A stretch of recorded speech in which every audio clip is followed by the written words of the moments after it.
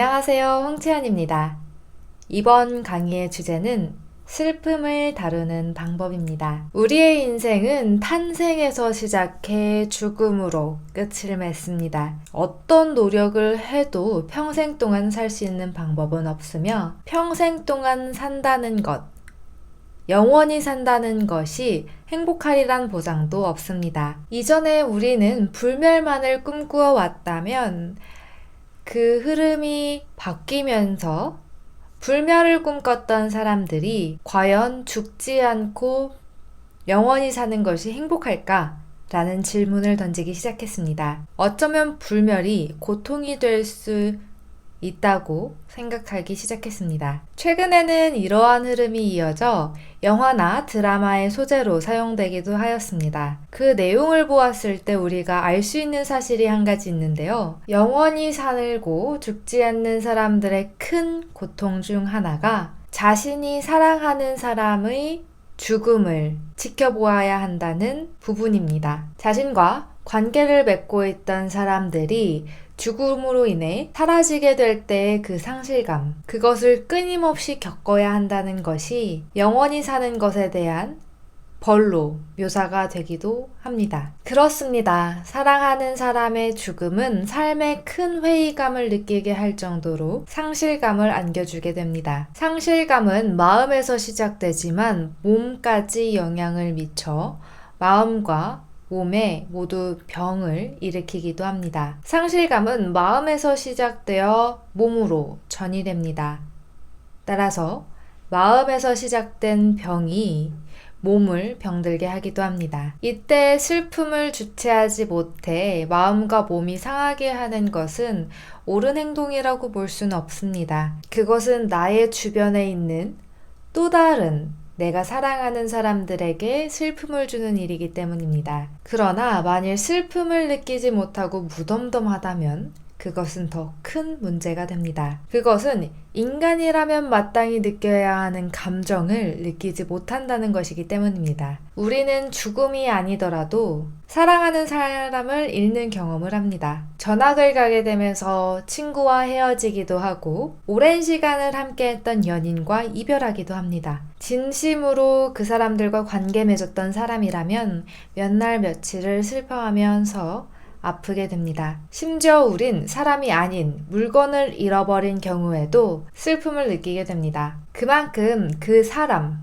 혹은 그 물건을 마음속에 항상 지니고 있으면서 자주 생각했기 때문에 빈자리가 크게 느껴지고 상실감을 느끼게 되는 것입니다. 소중한 것일수록 나의 마음 안에 자리 잡았던 자리가 클수록 그것이 사라졌을 때의 빈자리가 크게 느껴지는 것이죠. 사람마다 소중한 것은 다 다를 수 있습니다. 가치관이 다 다르기 때문이죠. 하지만 이런 생각은 해볼 수 있습니다. 사람과 물건 중 무엇이 더 소중할까? 이 수많은 사람들 가운데 나에게 가장 소중한 사람이 누구일까? 저의 경우로 말해보자면 돈보다는 물건보다는 사람이 소중한 편입니다. 이유는 생각보다 간단합니다.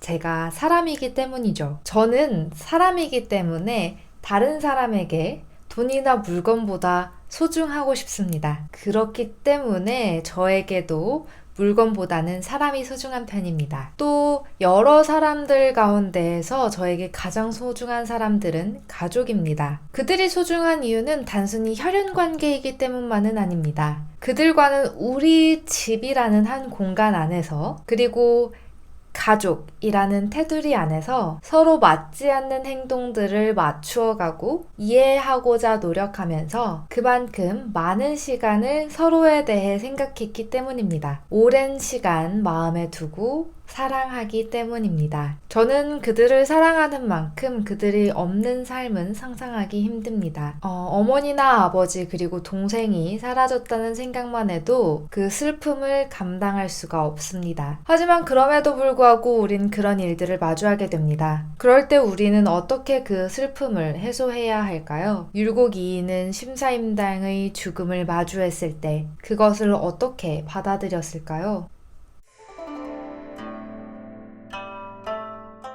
율곡이가 16살이 되던 해였습니다. 정말 슬프게도 율곡 어머니인 심사임당이 돌아가셨습니다.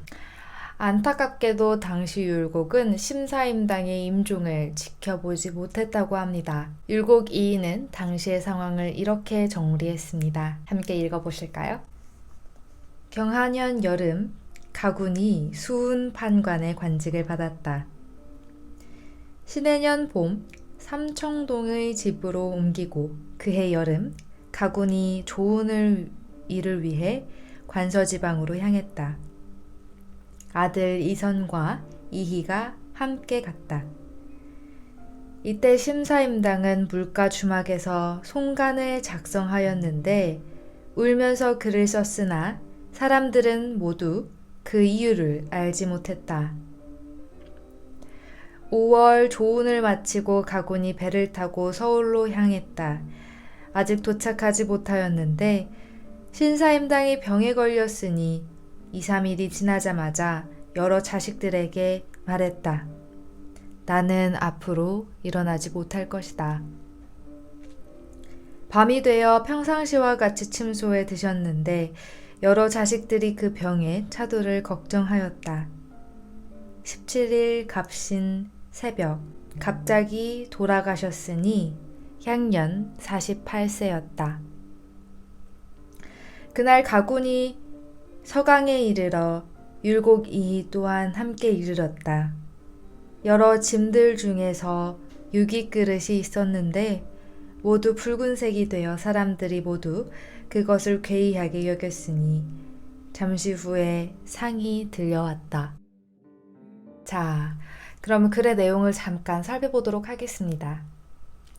1550년 율곡이의 아버지, 이 글에서는 가군이라고 표현된 이원수가 드디어 관직에 임명이 됩니다. 율곡이는 그동안 이원수가 뜻은 컸지만 과거 시험에 급제하지 못해 관직의 일을 할 수 없었다고 묘사해 두었습니다. 그러했던 그가 수훈판관이라는 관직을 얻게 되었는데요. 수훈판관이란 조선시대 경기도 관찰사 예하에서 한강의 수훈을 담당하던 관직입니다. 또 수훈, 조훈이란 고려와 조선시대에 수훈을 이용하여 조세로 걷어들인 곡물을 경창으로 운송하는 제도입니다. 곡물이 배로 들어오는 곳에 가서 그 수를 파악하고 다시 경창으로 운송해야 와야 하는 관직이기 때문에 관직에 임명된 다음해인 1551년 이원수는 아들들과 함께 항구가 있던 지방, 관서지방, 지금의 평안북도로 출장을 가게 됩니다. 확실하진 않지만 신사임당은 이들을 관서지방으로 보내는 그때에도 건강이 좋지 않았나 봅니다. 글 중에서 신사임당이 물가주막에서 그들을 떠나보내는 편지를 쓰는데 울었다. 사람들은 그 이유를 알지 못했다. 이 구절을 통해 알 수 있습니다. 아마도 신사임당이 다른 이들이 이해하지 못하는 눈물을 흘린 까닭은 자신의 건강 상태를 알았기 때문에 이 떠나보낸 자식들을 다시는 볼 수 없었던 것을 이 떠나보낸 자식들을 다시는 볼 수도 없을 거라고 생각했기 때문입니다. 그 아쉬움에 눈물이 난 것이죠. 신사임당의 예측은 틀리지 않았습니다. 이원수와 그의 아들이 조은의 일을 마치고 돌아오던 5월의 어느 날 신사임당은 병이 위중해졌고 율곡이 미처 집에 이르지 못한 17일 새벽에 눈을 감고 말았습니다. 48살밖에 되지 않은 아주 젊은 나이였다고 합니다. 율곡은 당시 집에 돌아오던 길에 짐들 가운데 있던 유깃그릇이 모두 붉은색으로 변했다고 회상하고 있습니다. 실제로 그런 일이 있었는지 모르겠지만 이 구절을 통해 우리는 당시 율곡 이이의 심장이 얼마나 처참했는지를 추측해 볼 수 있습니다. 왜냐하면 유깃그릇의 특징 때문인데요. 현재 유깃그릇을 가정에서 보기는 쉽지 않습니다. 이렇게 생긴 것이 유깃그릇인데요. 조선시대에는 부잣집에서 주로 사용되던 그릇이었습니다. 제조 과정이 복잡하고 까다로웠기 때문에 값이 비쌌고 그래서 귀하게 취급받던 그릇이었습니다. 유기그릇은 잘 깨지지 않을 뿐더러 변색도 되지 않는 그 그릇으로 유명합니다. 그런데 이 유기그릇의 색이 변할 때가 있는데요. 바로 독이 닿았을 때입니다. 유기그릇을 만들 때 들어가는 은 성분으로 인해 색이 변하는 것이라고 합니다. 따라서 옛 사람들은 유기그릇의 색이 변하면 나쁜 기운이 몰려오고 있다는 생각을 했다고 합니다. 어쩌면 심사임당의 죽음은 유기그릇의 색을 바꿀 정도로 슬픈 기운을 띠고 있었는지도 모르겠습니다. 혹은 율곡이이가 당시에 그만큼 슬픔을 느꼈는지도 모르겠습니다. 정확히 알 수 있는 것은 율곡이 그날을 이렇게 신사임당의 묘지명에 남겨놓았을 만큼 상세히 기억하고 있다는 것입니다.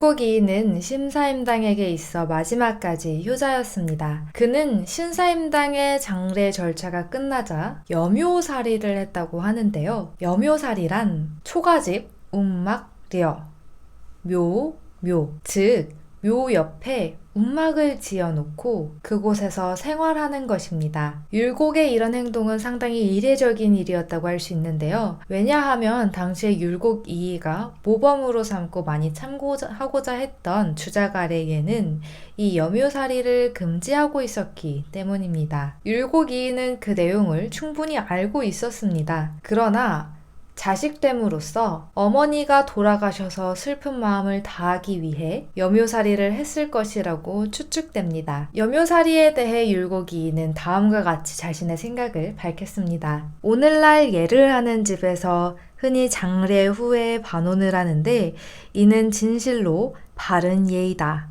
그러나 세속 사람들이 무턱대고 남을 따라해 심요살이를 하는 풍속을 마침내 폐지해버리고 반혼한 후에는 제각기 집으로 돌아와 아내와 동거하면서 예법이 크게 무너졌으니 매우 한심스럽다.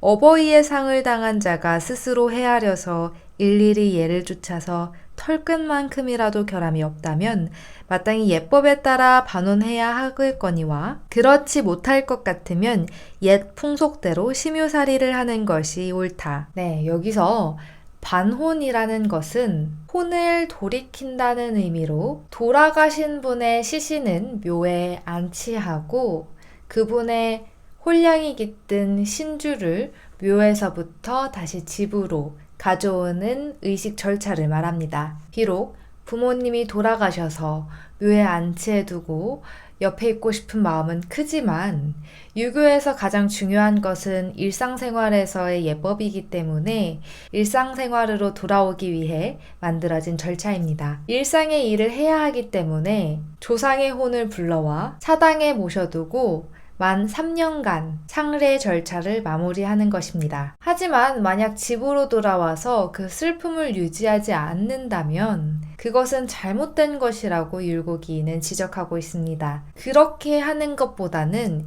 예로부터 조선에서 행해 오듯이 묘 옆에 움막을 지어두고 3년간 이 상례 절차를 마무리하는 것이 옳겠다고 주장한 것입니다. 이런 율곡이이의 주장에는 애통함이라는 슬픔의 감정이 담겨 있습니다. 무릇 상사에 있어서 애통함이 부족하고 예가 남음이 있는 것보다는 예가 부족하더라도 애통함이 남음이 있는 것이 나으니 상사는 그 애통함과 공경함을 다하는 것에 불과할 뿐이다. 유교에 있어서 예법은 단순히 형식만을 의미하는 것은 아니었습니다. 의례의 모든 절차는 부모님을 사랑하는 마음, 공경하는 마음을 만약 가지고 있게 된다면 행해야 하는 행동들을 정리해 놓은 것입니다. 따라서 만약에 진심으로 슬퍼서 나온 행동이라면 그 행동이 비록 기록되어 있는 예법과 조금 다르더라도 그것이 틀렸다고 말할 수는 없는 것이지요. 율곡이이는 애통한 마음과 더불어 공경하는 마음도 다했습니다. 그는 묘 옆에서 여묘살이를 하면서 옷을 세탁하거나 음식을 끓이는 일, 여러 가지 잡일들을 다른 사람들에게 시키지 않고 자신이 직접 다 했다고 합니다. 당시에는 집집마다 종이 있었기 때문에 그들에게 이런 일들을 시키고는 했는데요. 율곡2 같은 경우에는 어머니에게 정성을 다하는 마음으로 여러 가지 일들을 모두 자기가 직접 했던 것입니다. 아마도 율곡2가 이렇게 모든 것을 다 했던 이유는 이 구절에서 연유한 것으로 보입니다. 증자가 말씀하시기를 사람에겐 친상만큼 스스로 극진히 해야 할 것이 없다 하였으니 죽은 자를 떠나보내는 것은 어버이를 섬기는 큰 예절이다. 여기에 그 정성을 쓰지 않는다면 어디에 그 정성을 쓰겠는가? 사람들이 인생을 살면서 정성을 들여야 하는 일 중 가장 큰 것이 바로 어머니와 아버지의 상례입니다. 만약 이때에도 정성을 다하지 못한다면 그 사람은 평생 동안 어떤 일에서도 정성 들이는 방법을 알지 못하게 될 수도 있습니다. 율곡은 자신이 직접 어머니의 상례를 치르면서 이 사실을 깨닫게 되었습니다. 어머니의 상례는 율곡 이희가 이후에 예법에 대해서 논할 때 그 근거가 되었으며 이렇게 율곡이 자신의 경험을 바탕으로 정리한 조선의 예법은 이후 학자들의 모범이 되기도 하였습니다. 율곡 2는 신사임당을 정성을 다해 보내드렸습니다. 그러나 3년이 지나도 율곡 2는 슬픔을 떨쳐내기가 어려웠습니다. 그러던 중 우연히 불교 서적을 접하게 되는데요. 그 내용 중 생과 사, 삶과 죽음에 대하여 논리정연하고 자세히 설명한 그 불교 서적의 글을 보고 그 내용에 깊이 감명받아 금강산으로 들어가게 됩니다. 신사임당을 그리워하던 율곡은 불교 이론에 빠졌습니다. 그 내용이 속되지 않고 맑고 깨끗하다고 여겨졌고 간단하게 요점만 정리되어 있어 율곡의 마음에 쏙 들었습니다. 송시열이나 김장생이 율곡의 행적에 대해 쓴 글을 보면 그는 그 당시에 서울시에 있는 봉은사에 들어가서 불교 서적을 읽고는 했다고 합니다. 당시 율곡은 먹거나 자는 것을 잊을 정도로 불교에 심취했다고 합니다. 급기야 19살 때는 친구들에게 편지를 남기고 금강산에 있는 마하연으로 들어가 불교 공부를 했다고 하는데요. 당시 율곡이기는 이렇게 말했다고 합니다. 글은 배워서 능할 수 없으나 기는 길러서 이룰 수 있다. 이 기란 것은 사람마다 똑같이 타고난 것으로서 잘 기르면 마음에 의해 부릴 수 있지만 잘 기르지 못하면 마음이 기에 부림을 당하게 된다. 기가 마음에 의해 부려지면 몸에 주재하는 바가 있어서 성현도 될 수 있지만 마음이 기에 부림을 당하게 되면 칠정을 통솔할 수 없어 어리석고 미친 사람이 됨을 면할 수가 없다. 옛날 사람으로 기를 잘 기른 이가 있는데 맹자가 바로 그분이다. 공자께서 말씀하시기를 지혜로운 사람은 물을 즐기고 얻은 사람은 산을 즐긴다고 하였는데 산을 즐기는 자는 우뚝 서 있는 것만을 취할 뿐만 아니라 그 고요한 도를 취해 본받아야 하며 물을 즐기는 자는 흘러가는 것만 취할 뿐만 아니라 그 움직이는 도를 취해 본받아야 할 것이니 어질고 지혜로운 사람으로서 길을 기르려면 산과 물을 놔두고 어디에서 찾을 것인가. 우리는 이 글을 통해 율곡이가 마음과 몸의 관계, 마음이 고요하고 움직일 때의 상태, 이런 것들에 대해서 자세히 파악하고 있음을 알 수 있습니다. 그는 특히 이 글에서 기를 길러서 기가 마음을 부릴 수 있는 것이 아니라 마음이 기를 제어할 수 있는 상태를 만들어야 한다고 했는데요. 이러한 해석은 이후 율곡이 학문에 있어 하나의 큰 특징이 됩니다. 어찌되었든 간에 율곡은 이렇게 멋있는 글을 남기고 절에 들어가 침식을 잊고 열심히 계율을 지키면서 선정을 닦았다고 합니다. 금강산에서 불교 수행을 하던 율곡이는 어느 날 갑자기 이런 사실을 깨닫습니다. 불씨가 그 제자에게 생각을 더하지도 덜하지도 말라고 경계한 것은 무슨 뜻인가? 대개 그 학문은 별다르게 기묘한 것이 없다. 다만 이 마음이 내달리는 길을 끊어서 정신을 집중시켜 고요하게 함이 지극해서 허명한 경지로 나아가게 하고자 할 뿐이다. 화두를 두고 거기에 매달려 공부를 하게 하는데 또 그 사람이 미리 이런 뜻을 알면 선 공부가 알뜰하고 전일하지 못할까 염려하여 이런 금법을 만들어서 속이는 것이다. 율곡은 이렇게 자신이 공부했던 불교에 대해서 비판적인 생각을 갖게 됩니다. 그리고는 이단의 학설이 잘못된 것을 깨닫고 그 학문을 다 버리게 되죠. 불교 공부에 대하여 회의감을 품은 율곡이는 금강산에서 나와 외할머니가 계신 강릉으로 되돌아갑니다. 그가 금강산에 들어간 지 1년 만의 일이었습니다. 그는 강릉에서 여러 가지 일을 정리하면서 그 이후에는 유학의 도를 닦고 스스로 경계하는 글, 자경물이라는 글을 지어 한결같이 성현, 성인을 표준으로 삼아 경이라는 글자와 의라는 글자를 지니고 아는 것을 실천했다고 합니다. 그 이후에 율곡은 스승 없이도 자신의 학문을 발전시켰다고 합니다.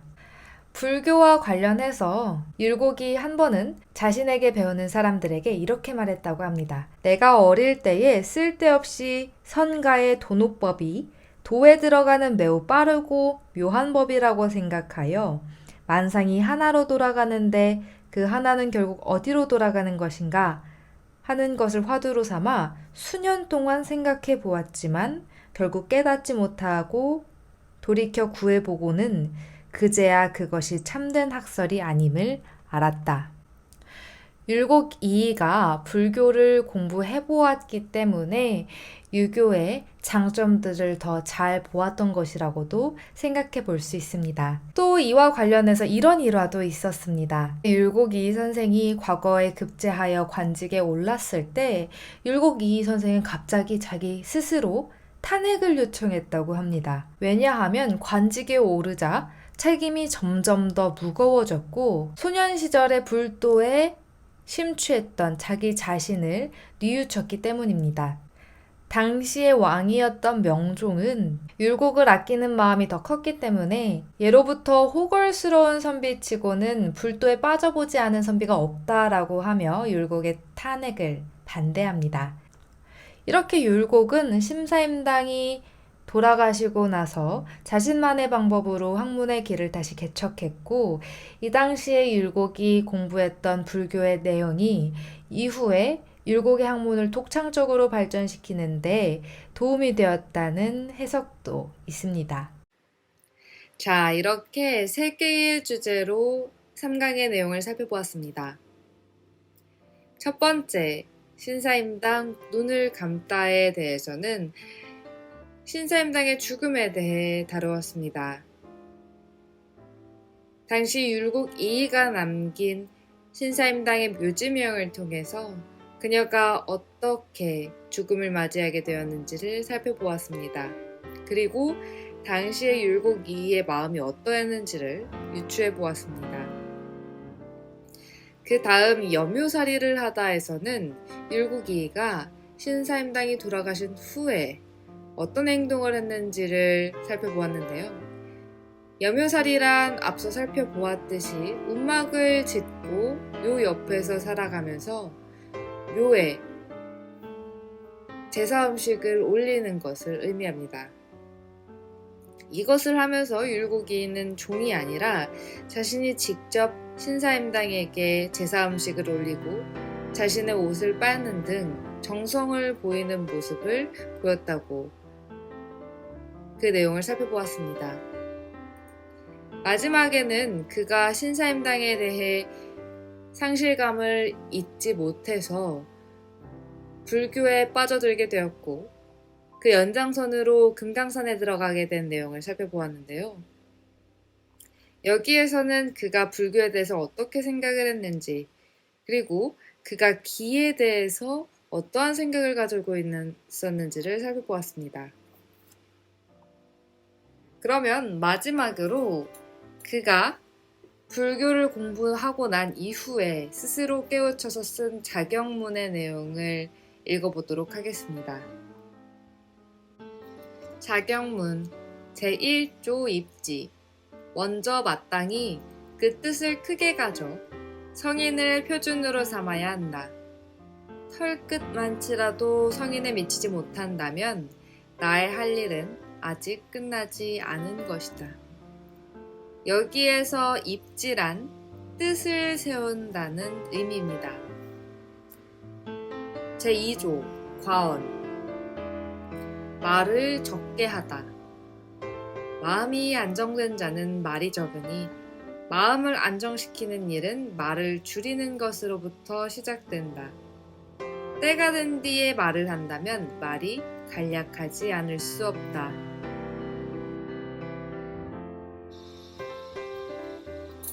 제3조 정심. 마음을 정하다. 오랫동안 놓아둔 마음이 하루아침에 거두어들여 힘을 얻는 일이 어찌 쉬운 일이겠는가. 마음은 살아있는 물건이다. 마음을 정하는 힘이 이루어지지 못하면 마음이 요동하여 편안하기 어렵다. 만일 생각이 어지러워질 때 나의 의지로서 악을 싫어하여 이것을 끊어버리려고 한다면 그럴수록 마음이 어지러워지고 흔들리며 갑자기 일어났다가 후련히 없어지기도 하는 것이 꼭 내 마음이 아닌 것처럼 여겨진다.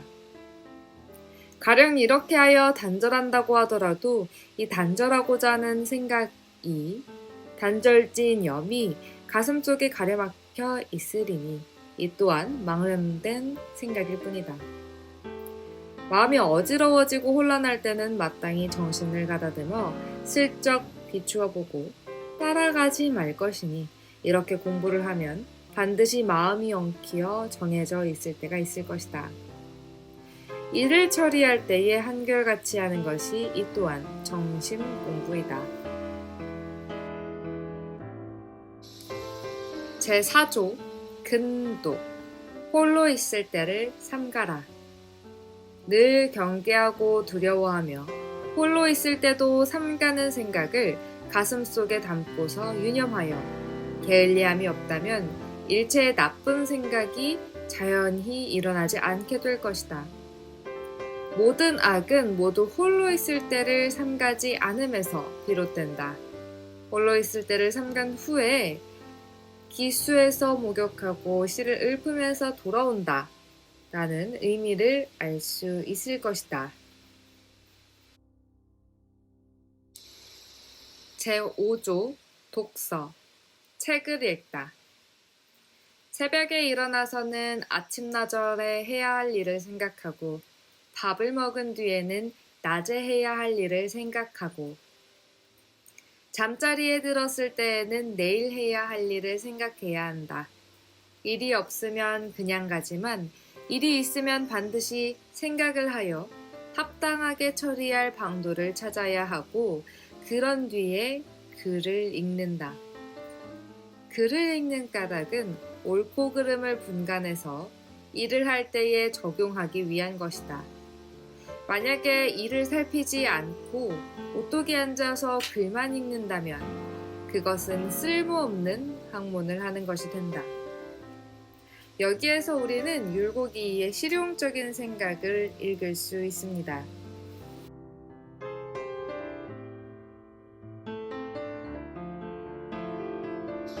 제6조 소재, 욕심. 사사로운 욕심을 제거하다.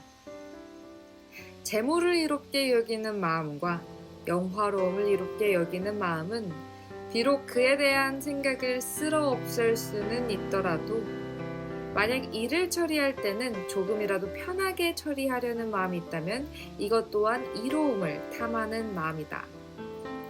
그러니 더욱 살펴야 할 일이다.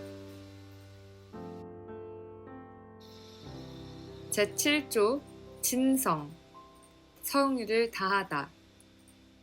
무릇 일이 나에게 이르렀을 때 만약 해야 할 일이라면 정성을 다해서 그 일을 하고 싫어하거나 게으름을 피울 생각을 해서는 안 되며 만약 해서는 안 될 일이라면 일체 끊어버려서 내 가슴속에서 옳으니 그르니 하는 마음이 서로 다투게 해서는 안 된다. 정의지심, 정의로운 마음. 항상 한 가지의 불의를 행하고 한 사람의 무고한 사람을 죽여서 천하를 얻더라도 그런 일은 하지 않는다. 행 일불의, 잘 일불고, 득 천하 불가위는 생각을 가슴속에 담고 있어야 한다. 제9조 감화. 느끼고 변화하다. 어떤 사람이 나에게 이치에 맞지 않는 악행을 가해오면 나는 스스로 돌이켜 자신을 깊이 반성해야 하며 그를 감화시키려고 해야 한다. 한 집안 사람들이 선행을 하는 쪽으로 변화하지 아니함은 단지 나의 성의가 미진하기 때문이다. 제10조 수면. 밤에 잠을 자거나 몸에 질병이 있는 경우가 아니면 눕는 일이 있어서는 안 되며 비스듬히 기대서도 안 된다. 한밤중이더라도 졸리지 않으면 누워서는 안 된다.